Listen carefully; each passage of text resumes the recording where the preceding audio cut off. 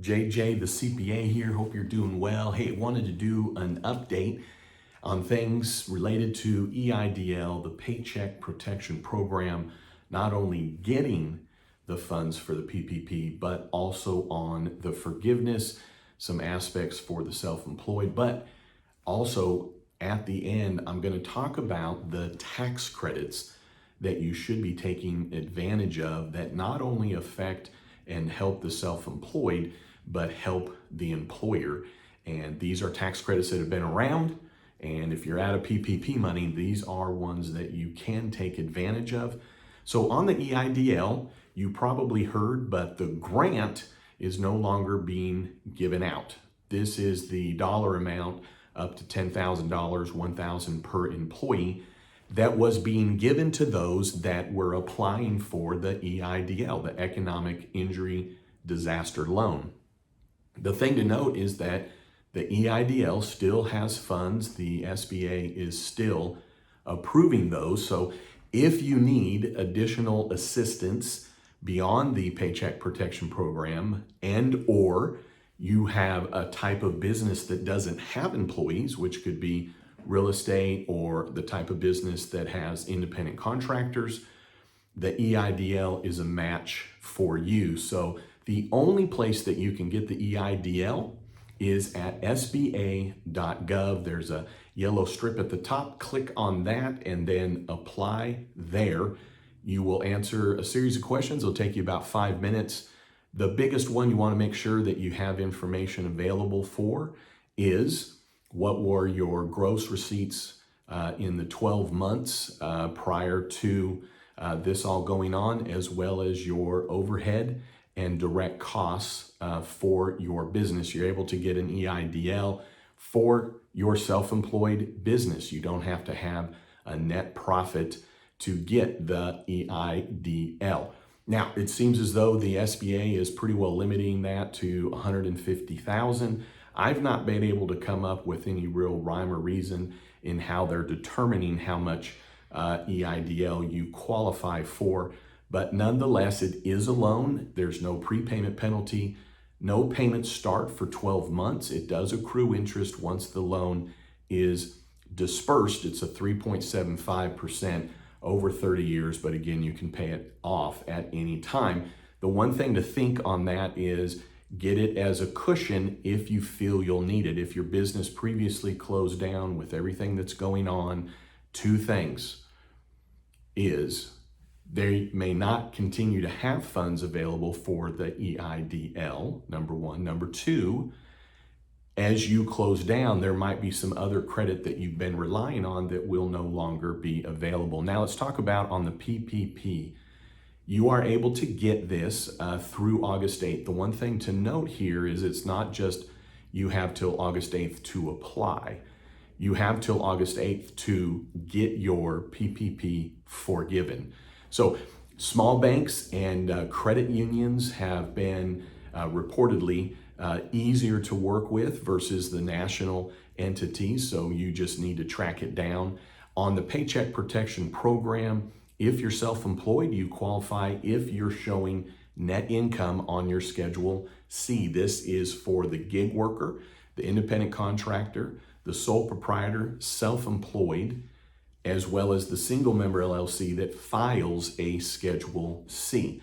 So there's 130 billion. I don't think they'll extend it. Now, the only ones that can apply are the ones that haven't received the PPP. Now, for the employers that have not gotten the Paycheck Protection Program funds, basically, in a nutshell, you're going to take your Form W-3, which is the summary of all your W-2s.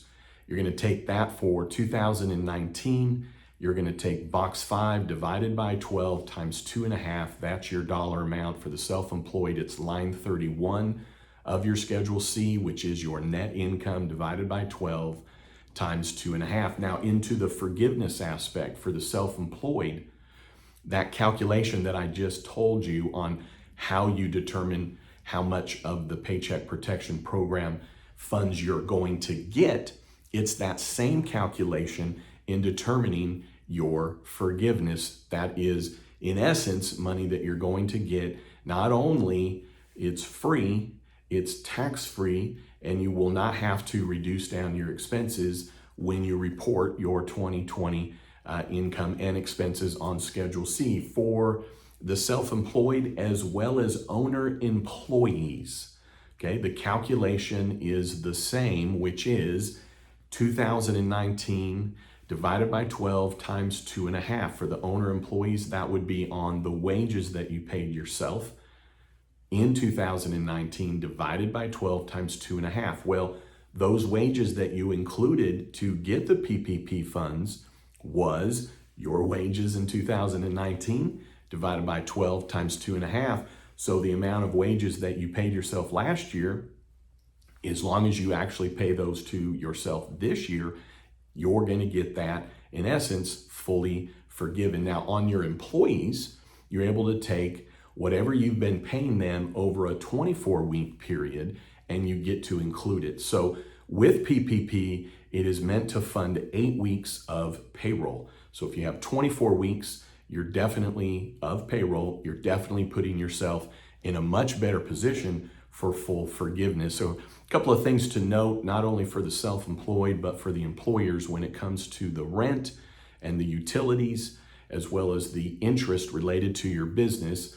If you're self-employed, you really wouldn't need to include that calculation if you are choosing the 24-week option.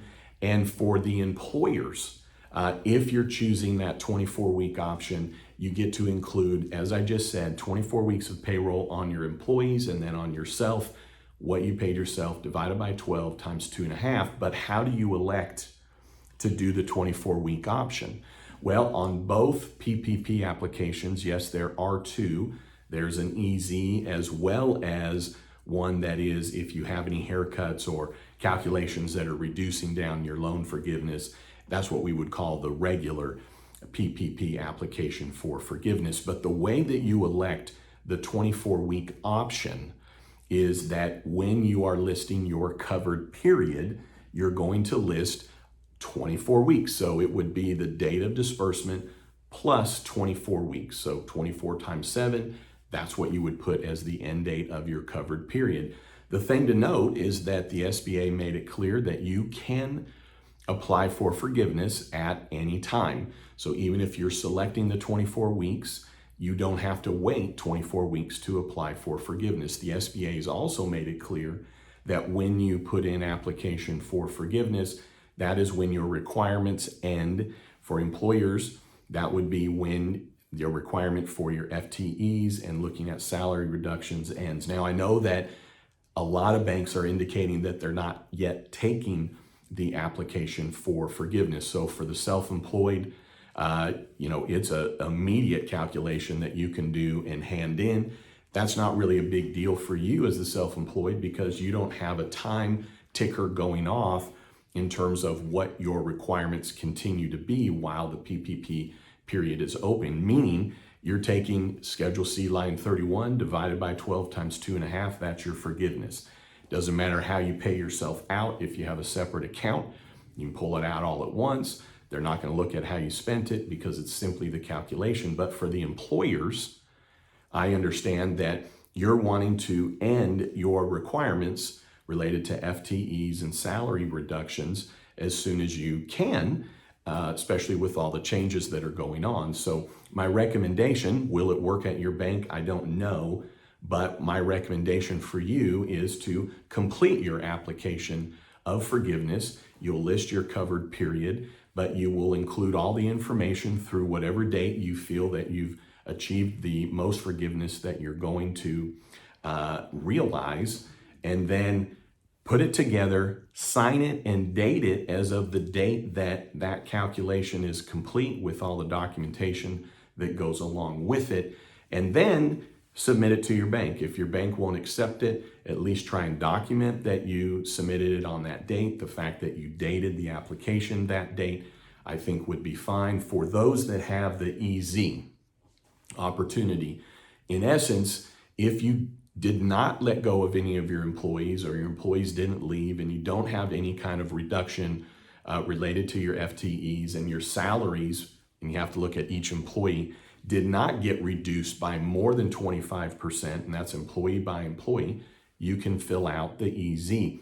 I'll say this, for the employers, you want to include as much rent and utilities and interest as you can, which is a max 40% of the amount that you're including of expenses compared to the loan. So if your loan was for $10,000, the max that you can include for rent, utilities, and interest is $4,000. The reason for employers, they want to try and include as much of that as possible, is that when you go to file your tax return for 2020, this does not apply to the self-employed, but for the employers, you're going to have to reduce down your expenses related to what your PPP covered.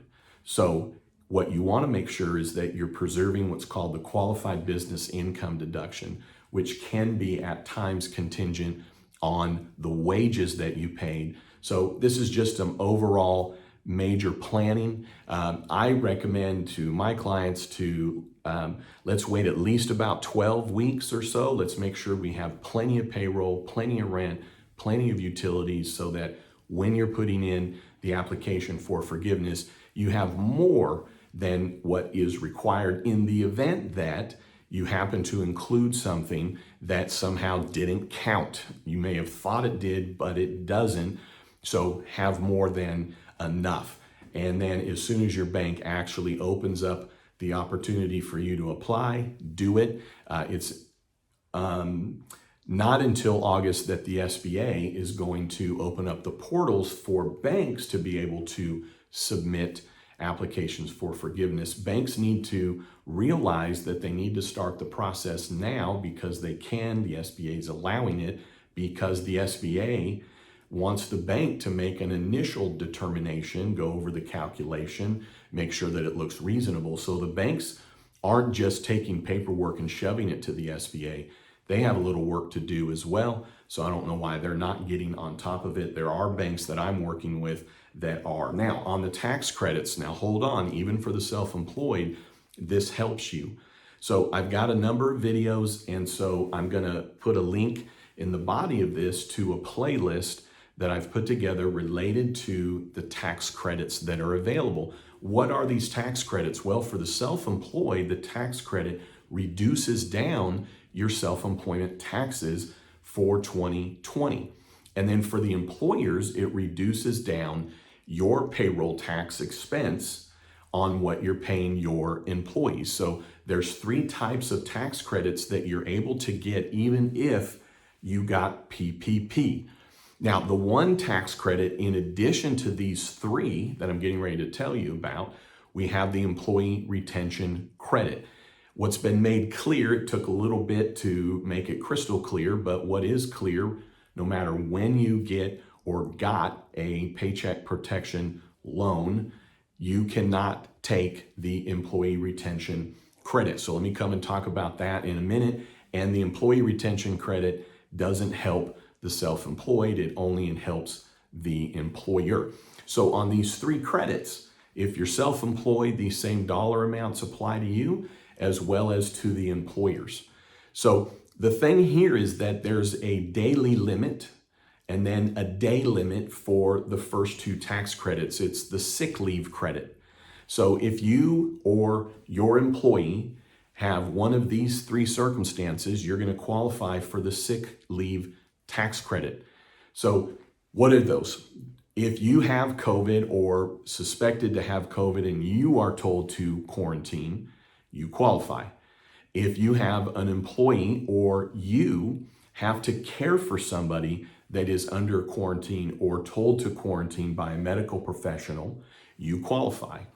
If you have somebody that is out related to taking care of a minor that has the coronavirus or told to quarantine, you're going to qualify for this. So this one is specifically around those that are directly involved in the coronavirus.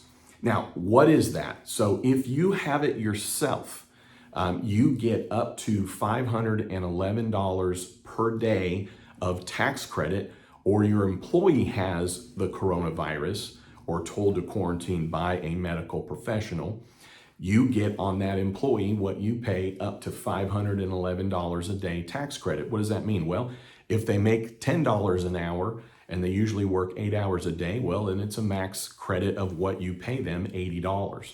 You have someone that's highly compensated, they make $1,000 a day, well, the max credit is $511. So go to the playlist. I've got a number of examples also on my website, jjthecpahelp.com. It's a free website, free as in you don't give me any of your information, you don't tell me your email, but I have a tax credits page with worksheets and Excel on how to calculate this. Don't miss out on this. Now, if you just are caring for somebody with COVID, or you have an employee caring for somebody with COVID, again, that would also be if they were just told to quarantine, then you get this same tax credit, but it's a max $200 a day. So if you have an employee, again, that you're paying $10 an hour, right, for 8 hours, well, you're going to get the $80 tax credit no matter which qualifications you hit. It's the highly compensated that will have a higher ability for that tax credit. Now, that is up to 10 days. So if somebody's out for 10 days up to, they're able to yield that tax credit for you, or if you're self-employed, you get that tax credit yourself. Now, the other tax credit is the Expanded Family Leave Act. So if you have an employee or yourself have to stay home because you have a minor. Minor is defined in this law as under 18, but if the school is closed or they have to stay home in essence to care for somebody that's under 18 because the school is closed, then you qualify for this credit, which is the Family Medical Leave Act credit, which is this. It is a max $200 per day, meaning it's whatever you pay that employee for the day, you get as a tax credit, just no more than $200 for that day. And it's up to $10,000 per employee. It's up to $10,000 for the self-employed. Now, we are in the summer, so right now, technically, that would not be something that others will be able to qualify for unless they have issues related to daycare. Now, once school starts up, which for many is in 3 weeks, that may come into play. Now, with the employee retention credit, there are 2 ways to qualify for that. Remember, though, if you got PPP, you don't qualify. Just simply don't.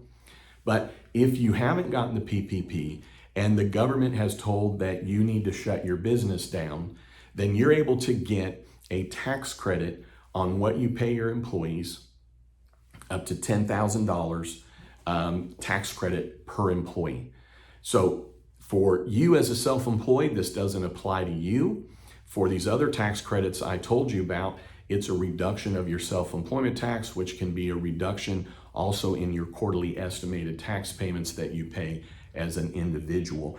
So the thing to note is that with the sick leave, okay, that's with COVID or caring for somebody with COVID or quarantined or someone who's been told to quarantine by a medical professional, or you or your employee is out having to care for a minor, then you're going to be able to get those tax credits whether you got PPP or not. So go to my playlist, and in the playlist I also have links to these worksheets, jjthecpahelp.com. Go to the tax credits page. Again, it walks through how this is calculated, gives you examples. Don't miss out on these. The one last thing is that if you have a set of circumstances where you want to push the amount of your employer's Social Security tax expense, you can, regardless of any qualifiers, meaning you can just elect by not simply paying in the Social Security portion of your employer taxes, okay? You can then pay that in 2021, half, and then half in 2022. It's tracked through your Form 941. So number of things that will help, because if you've gotten the PPP, now you're looking for additional help. If you got the EIDL, you can take any of these tax credits, except for the ERC has the contingency on the PPP. Again, go to the tax credits playlist for more information. I'm just giving you enough of an overview to help you with just knowing that would you even be in the realm of having these qualify? So, hey, listen, I would love it if you would subscribe to my YouTube channel. I'd be honored. I'm putting together value I think you see if you made it to here, which I appreciate. And then don't you ever forget, you've never met a CPA quite like me. All right, hey, thanks for tuning in and hit subscribe.